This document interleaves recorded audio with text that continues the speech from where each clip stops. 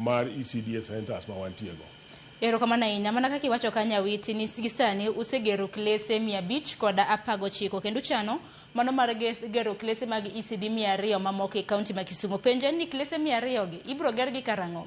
To nikech wang'e ni bende yiero bende dhi kakae, wadong' mana gi jumbe madirom 16 kapok wadhi e yiero maduong'. To bende nyiso chal mag infrastructure gedo mag sikunde gi to chal nade?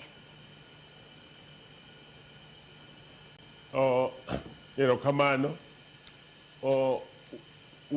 Awacho ni wadil gi budget marwa, koro wanyalo timo mana gima budget nitiere go. Ai kuonde ma budget wa pok ochope, watemo mondo wa engage partners ma willing to tiyo kodwa mondo konywa.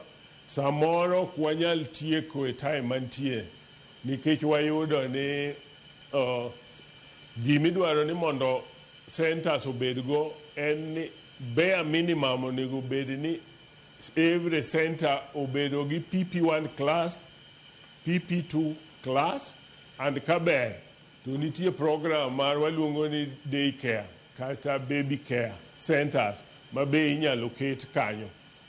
Koro initially gima onego bed kaka Kisumu County en ni onego kaka wan gi 653 centers mantie, onego wabed ni wan gi classrooms 1,400 to waseketo classrooms 519.